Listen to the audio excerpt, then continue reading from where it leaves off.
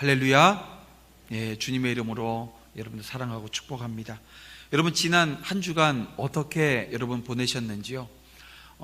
내 안에 살아계시는 예수님, 그 예수 그리스도를 가둘 수 없어서 여러분 전하는 자리에, 사명의 자리에 서 계셨는지요?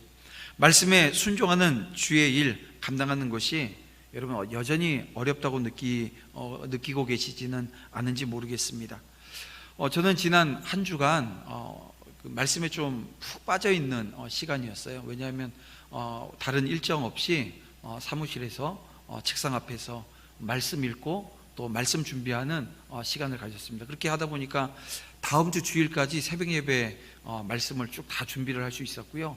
또 그렇게 말씀을 보는 가운데 하나님께서 인도하시는 은혜, 또 우리 지금 열왕기 상 말씀을 지금 보고 있거든요. 솔로몬에게 하나님께서 주신 은혜가 무엇이냐는 이 지혜라고 하는 포인트를 놓고 많은 묵상을 할 수 있는 시간이었습니다.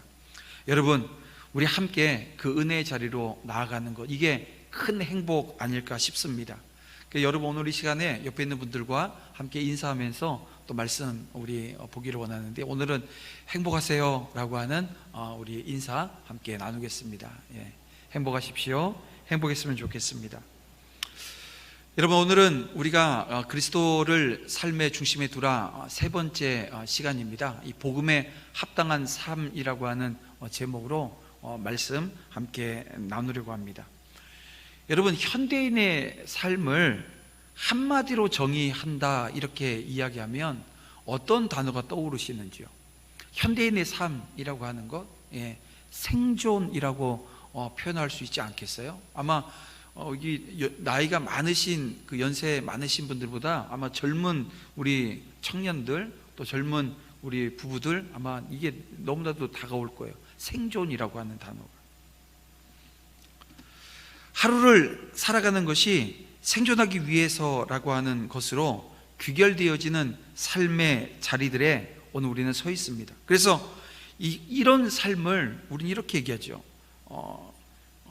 견뎌야 할 부담으로 느껴집니다. 생존하면서 견뎌야 될 부담으로, 그리고 그 시간들은 짊어져야 될 짐 정도로 우리가 생각하게 되어집니다.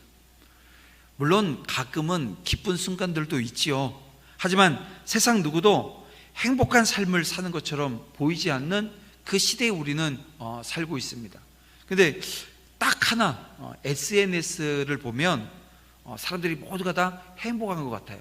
모두가 매일 맛있는 걸 먹는 것처럼 사진 찍어서 다 올려놓고 또 행복한 그 모습을, 제가 며칠 전에 그런 모습을 봤어요. 사진을, 이제 가족이 사진을 찍는 것 같이 보이는데요, 표정은요, 딱 사진 찍기 전에 표정과 사진 찍고 나서의 표정이 너무 달라지는 거예요.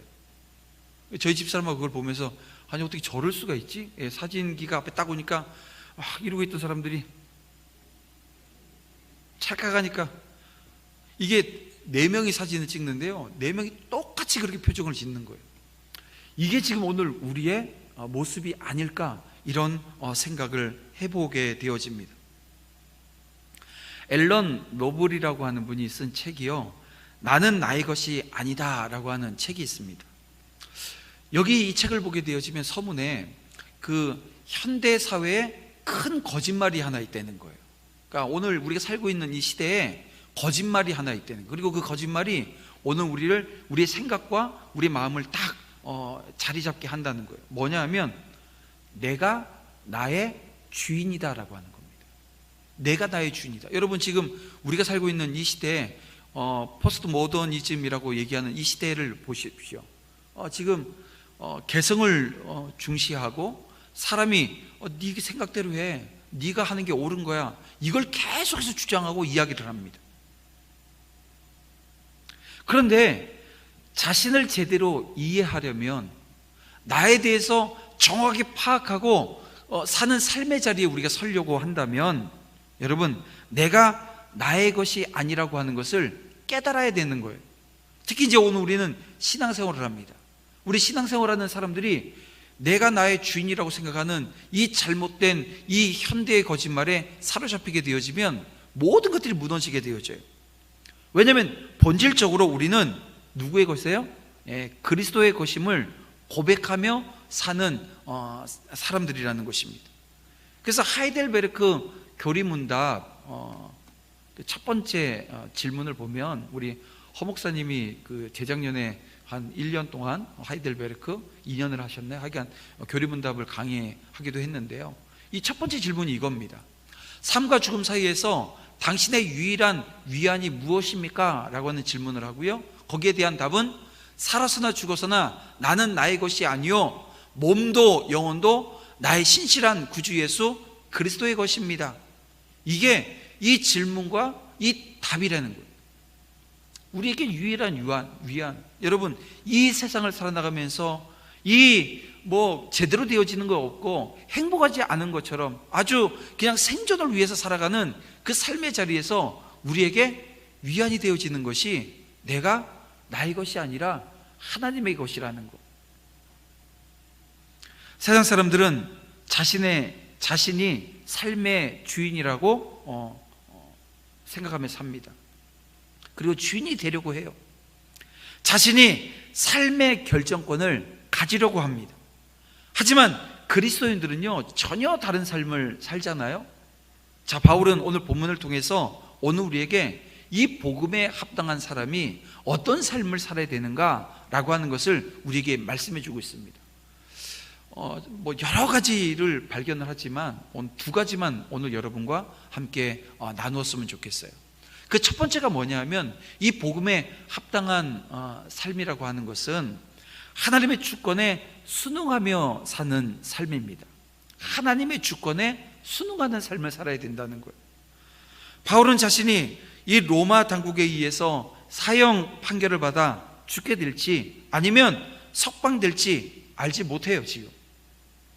근데 22절 말씀을 보면 이 바울이 심한 갈등 가운데 있는 것처럼 보입니다. 마치 삶과 죽음 사이에서 고민하고 있는 것처럼 말입니다. 로마의 법정에서 재판이 유일하게 끝나서 이 바울이 살아난다 할지라도 바울의 삶은 그리스도를 위한 것이 되어집니다. 그래서 22절 말씀을 다시 한번 띄워주세요. 자신이 풀려났을 때, 지금 이 판결을 통해서 자신이 풀려났을 때 삶에 대해서 지금 어떻게 지금 묘사하고 있습니까? 내 일의 열매라고 하는 표현을 지금 쓰고 있어요.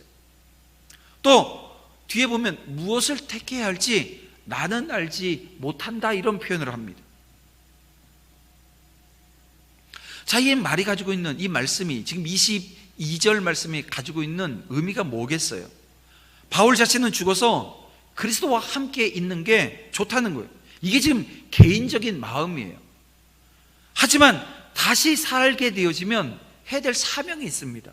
지금도 사명 때문에 감옥에 갇혀 있고 지금 판결을 기다리고 있지만 만약에 그 상황을 지금 극복하고 지금 석방이 된다 할지라도 사도 바울은 복음 전파라고 하는 이 사명을 감당해야 된다는 거예요.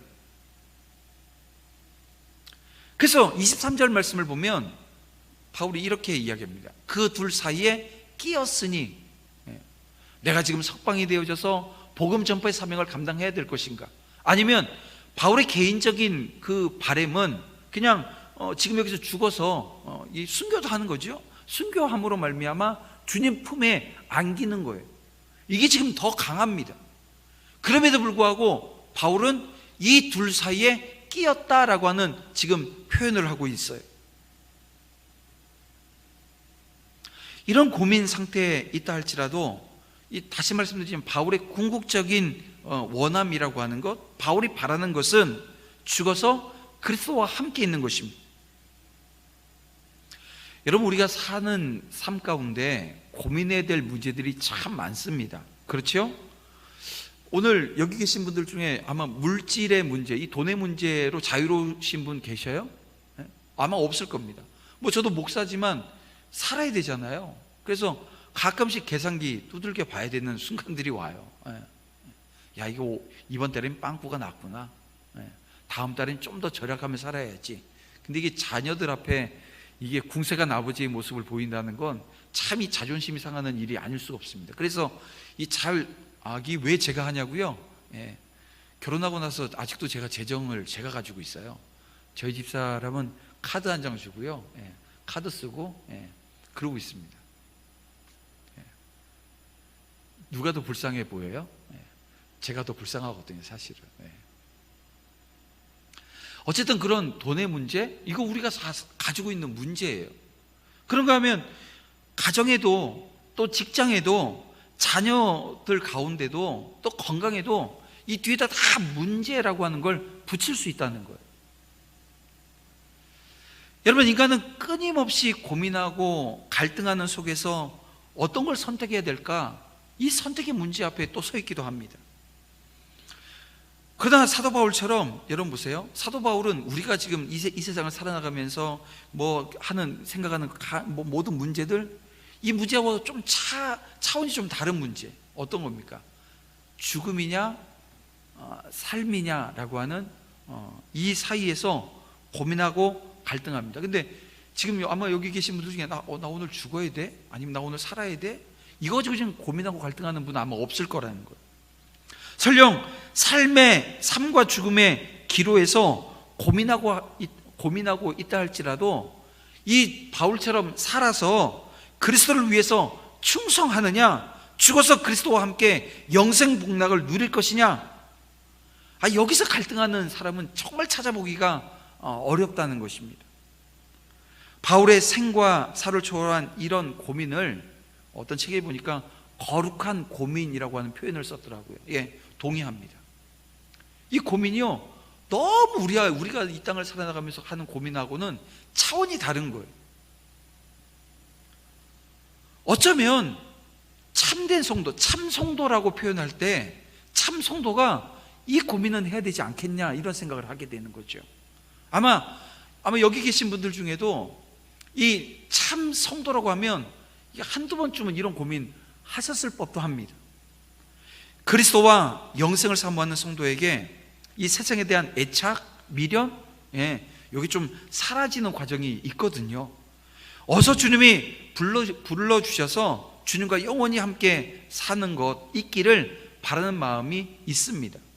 제가 요즘 어른들하고 식사 자리를 몇 번 했는데 이제 분명해지는 거예요. 왜냐하면 이 땅에서의 삶에 이제는 미련이 없으신, 완전히 미련이 없으신 그런 우리 교회 안에, 공동체 안에 어른들을 보게 되어집니다. 그래서 빨리 주님 배웠으면 좋겠다라고 하는, 근데 이게 세상에서 그 3대 거짓말 있잖아요.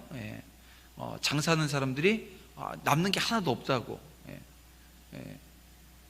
결혼 정년기가 지난 그 여자가 난 이제 결혼하다 혼자 살겠다고, 그리고 나이 많은 어른들이 나 빨리 죽었으면 좋겠다고, 이게 다 거짓말이라고 하는데, 요즘 제가 이제 느끼는 게 뭐냐면 진짜를 그렇게 보는 거예요. 지금 사도 바울과 같이 주님 품에 안길 그 순간을 보면서 지금 그것을 소망하는 어른들의 모습을 보게 되어집니다. 그래서 그 고민, 내가 오늘 주님이 불러도 이상하지 않을 거라고 하는 이 마음들, 근데 이 마음 속에서 사실 그렇잖아요. 이 사람이 빨리 죽었으면 좋겠다 이런 말이 쉽게 나오는 건 아니거든요. 그럼 어디서부터 그런 고민, 이런 이야기들이 나올까요? 이 바울이 했던 이 거룩한 고민에 우리 어른들이 언저리에 서 계시는 것 같아요. 주님과 함께할 천국을 바라보는 거죠. 오늘을 우리는 살고 있습니다. 그래서 살기 위해서 먹기도 해요. 하지만 그 오늘이 우리에게 주신 그 사명이 있기에 살아서 충성할 것을 생각하고 결단하며 사는 삶이라고 한다면, 이 지금 바울이 서 있었던 그 고민의 자리, 거룩의 고민이라고 하는 언덕에 함께 서 있는 모습일 수 있다는 것입니다. 그래요. 지금 바울은 이 자신이 지금 석방되어질 것인가, 아니면 순교해야 될 것인가, 이게 전적인 하나님의 뜻에 의해서 결정되어진다라고 하는 것을 알고 있습니다. 만약 하나님이 바울에게 자유를 주신다면 그는 그 또한 복음 전파의 기회로 활용할 수 있는 과정이 될 것입니다. 어쨌든 지금 사도 바울은 이 삶과 죽음의 사이에 놓여져 있습니다.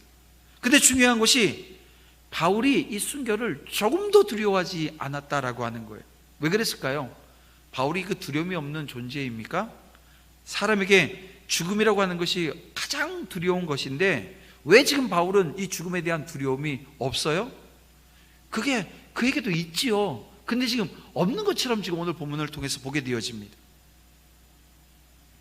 다시 말씀드리지만 바울이 죽는 이 죽음이라고 하는 이 가장 두려운 이 과정에 놓인다 할지라도 그 이후에 주님과 함께할 시간, 주님과 영원히 함께 거할 것을 확신했다는 거예요. 그래서 바울이 이 순교하는 것을 선호해요. 그는 믿는 자의 부활을 확신했습니다. 죽음은 인생의 끝이 아니라 그리스도와 영원히 함께하는 것이라고 하는 것을 알았어요. 그런데요, 바울은 하나님의 주권에 순응하기로 결정을 합니다. 원했다는 것입니다. 하나님의 주권, 이게 자기가 풀려나거나 아니면 자기가 죽거나 이 모든 것이 하나님의 주권 안에 있다는 것입니다.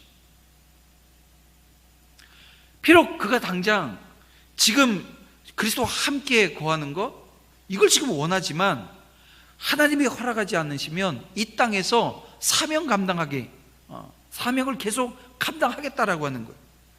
여러분 24절 말씀을 보겠습니다. 내가 육신으로 있는 것이 너희를 위하여 더 유익하니라. 우리는 24절 통해서 바울이 성도의 유익을 위해서 자신이 살게 되리라고 확신하고 있음을 보게 되어집니다. 바울은 우리 지난주 21절 말씀 보잖아요. 21절 말씀 보면 사는 것보다 죽는 것이 더 유익하다라고 하는 견해를 피력한 바가 있습니다. 왜 그랬을까요? 아마 이런 추론이 가능합니다. 여러분, 바울은 지금 살아있는 지금 이 순간 천국을 봤습니다. 그러니까 하나님이 환상으로 보여주셨어요. 천국을 다 봤다고요. 보았다라고 하는 것이 가진 의미를 한번 생각해 보세요. 여러분, 천국을 본 바울에게 이 천국을 사모하는 마음이 없었겠어요? 분명했을 겁니다. 간절했을 거예요. 근데 지금 바울이 있는 곳이 어디입니까? 감옥입니다. 지금 자신이 지금 보고 있는 이 상황, 이 감옥이라고 하는 상황이 자기 눈앞에 지금 보이거든요. 그런데 뭘 봤다고요? 천국을 본 거예요. 여러분, 감옥이라고 하는 상황과 이 천국이라고 하는 상황을 다 본 자로서 여러분, 천국을 소망하는 것은 너무나도 당연한 것 아니겠어요? 그럼에도 불구하고 지금 오늘 바울은 결국 자신이 살게 될 거라고 하는 이야기를 합니다. 왜 그렇게 말하고 있는 걸까요? 그것은 천국에 대한 확신이 갑자기 사라졌어요? 아니에요. 죽음에 대한 두려움이 갑자기 생겼어요? 그것도 아닙니다. 그는 다만 자신이 사는 것이 오직 말씀 위에 경고히 뿌리내리지 못한, 이게 교회의 모습, 말씀에 온전히 뿌리내리지 못한 이 성도의 모습, 이게 지금 눈에 밟히는 거예요. 교회 유익을 위해서, 이 성도들을 유익하게 하기 위해서 자기는 이제 사명의 자리에 더 서야 된다라고 하는 것을 알고 있었다는 것입니다. 바울이 자신에게 주어진 하나님께서 허락하신 삶이죠. 이 삶마저도 성도들의 믿음의 진보, 이것을 위해서 헌신할 것을 지금 이야기하는 겁니다. 그의 마음은 온통 이 복음 전하는 일과 이 성도들이 성장해 나가는 이 양육이라고 하는 것에 포커스가 맞춰져 있는 거예요. 세상 사람들은 삶의 목적을 자신을 즐겁게 하고 자신만이 잘 되는 것에 두고 삽니다. 그러나 성도들의 삶의 목적은 여러분 좀 달라야 되지 않을까, 이런 생각을 해보는 거죠. 이웃의 유익을 위한 이 사명감으로 오늘 우리가 살면 어떨까요? 여러분, 이것이 참된 성도의 삶의 목적이고 가치관이 되어진다고 한다면 여러분, 이것이 얼마나 복될까요? 이웃을 위해서 빛이 되기로 결단하고 이웃을 위해서 소금이 되기로 결단한다고 한다면 여러분, 바울처럼 이 교회엔 기쁨이 되고 이 자랑이 되는 성도의 삶을 살게 된다는 것입니다. 자, 25절 말씀을 보면요, 기쁨을 위하여, 또 26절 말씀을 보면 너희 자랑이 나로 말미암아 풍성하게 하려 함이라 라고 하는 말씀이 있어요. 우리는 교회의 기쁨과 자랑이 되는 성도가 되어야 합니다. 근데 이것이 그리스도의 고난에 참여함으로 가능하다는 거예요. 기쁨, 자랑, 이게 근데 고난 없이는 되어지지 않는다는 것입니다. 제가 지난주하고 좀 달라졌죠? 어제 이제 미용실 가서 머리를 다듬었습니다. 근데 머리를 이게 다듬으면서 제가 이제 요즘 뭐 마스크 쓰고 와서 머리를 자르니까 뭐 말을 별로 안 했는데요. 어제 뭐 어떻게 하다 무슨 얘기를 하는데 얘기하는 중에 이런 얘기가 하는 거예요. 우리 교회 지금 주차장에 있는 한옥집에 관한 얘기를 저한테 하는 거예요.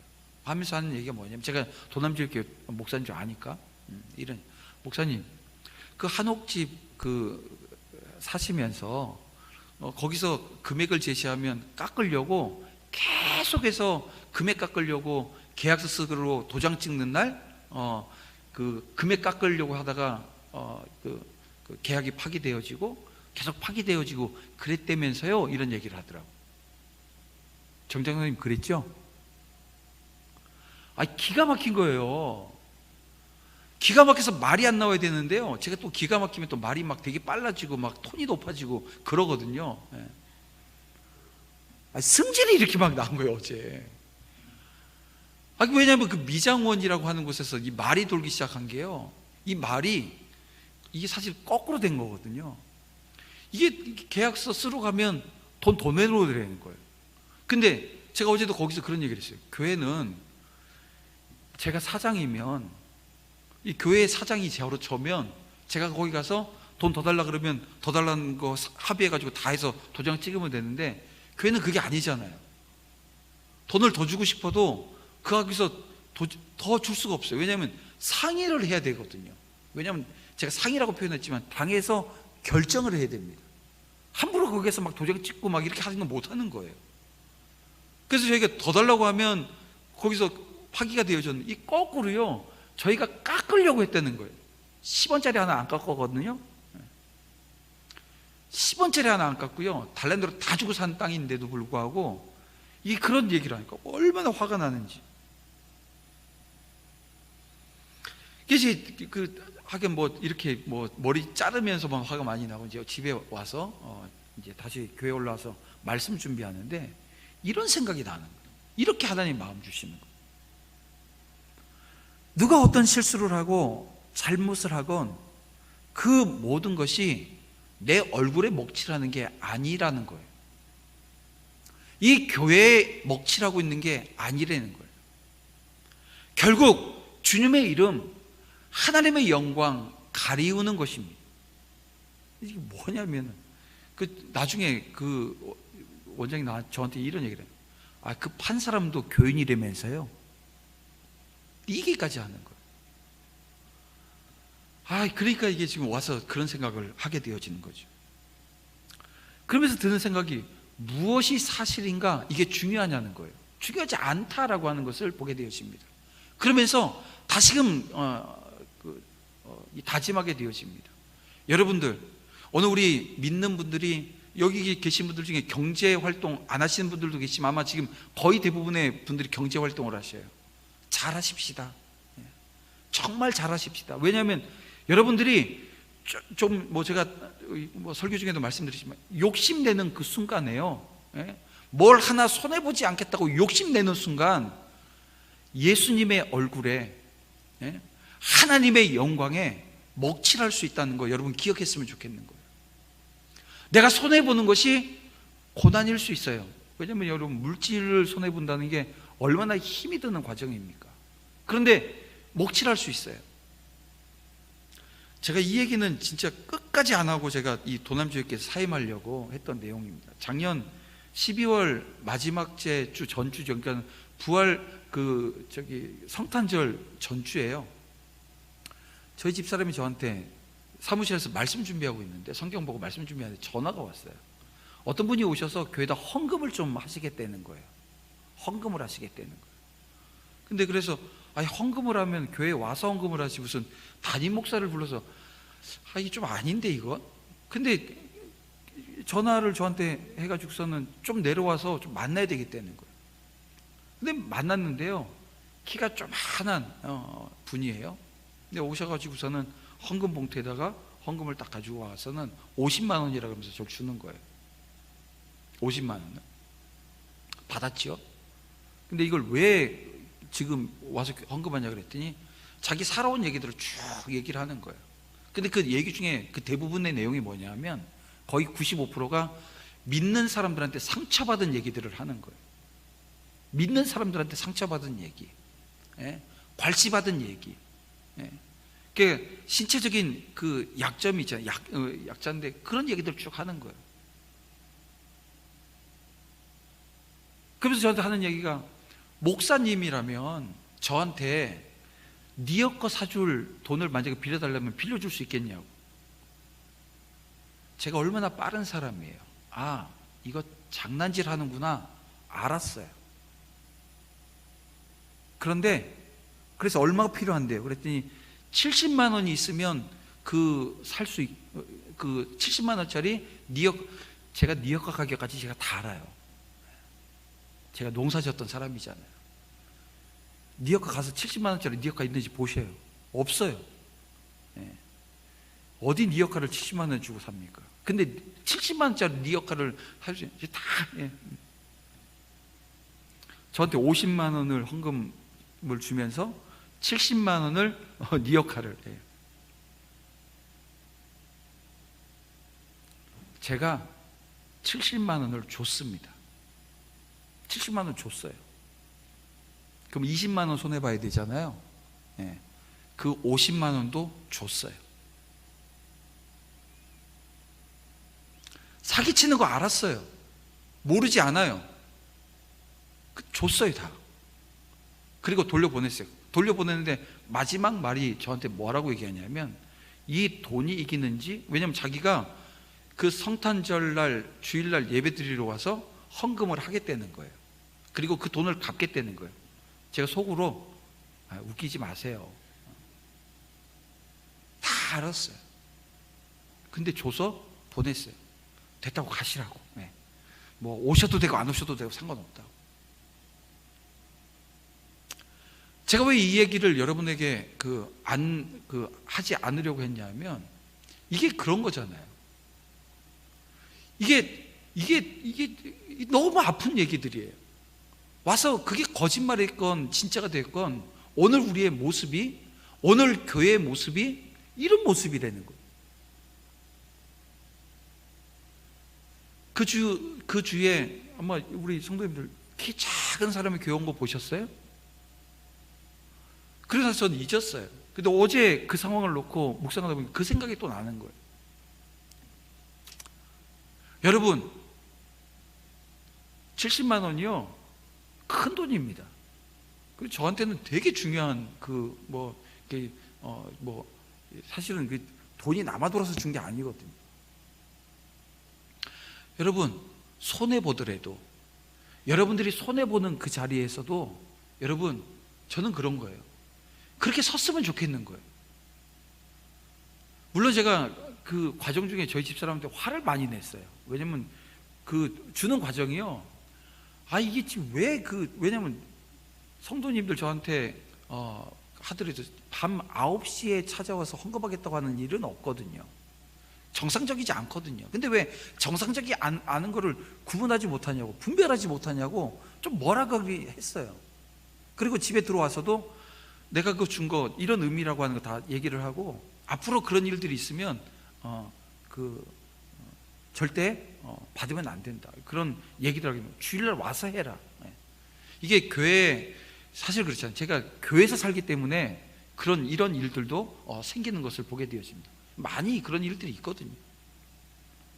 여러분, 땅에 소망을 두면 오늘 우리에게 주어진 그 축복입니다. 왜냐하면 교회의 기쁨, 교회의 자랑, 이 축복인데요, 이 축복을 상실하게 되어진다는 거예요. 그렇습니다. 바울의 소망이요 이 땅에 있지 않았어요. 마찬가지로 저와 여러분의 이 소망도 이 땅이 아니어야 한다는 것입니다. 그러면 그의 소망이 어디 있었어요? 하늘나라에 있었거든요. 이게 그냥 그래 오늘 우리 믿는 사람들은 다 하늘나라에 있지 이렇게 얘기할 수 있는 상황이 아닙니다. 왜냐하면 하늘나라에 소망을 뒀다라고 하는 것이 이 땅을 살아나가는 오늘 우리에게 어떤 모습으로 비춰지냐면요, 복음에 헌신하는 모습으로 나타난다는 거예요. 그래서 이게 꼭 동전의 앞면과 뒷면 같은 거예요. 천국을 소망해요? 복음에 헌신해요. 복음에 헌신해요? 천국을 소망하는 거예요.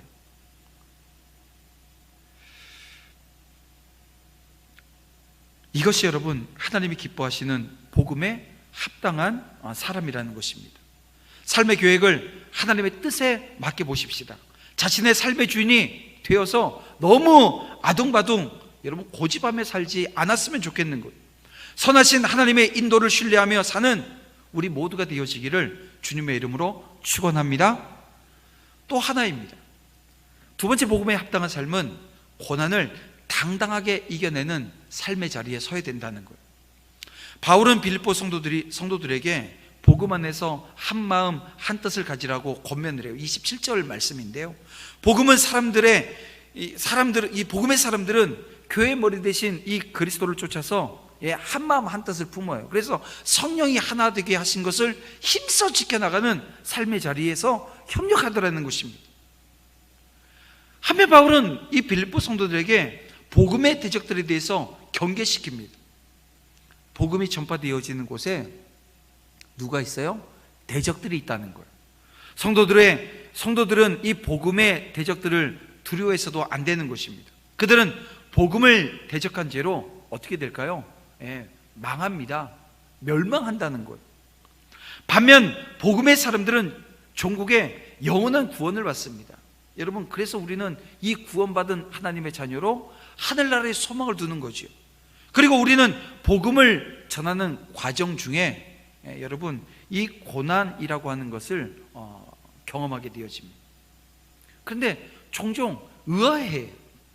아니 왜 내가 복음을 전하는데 이런 고난의 자리에 서지?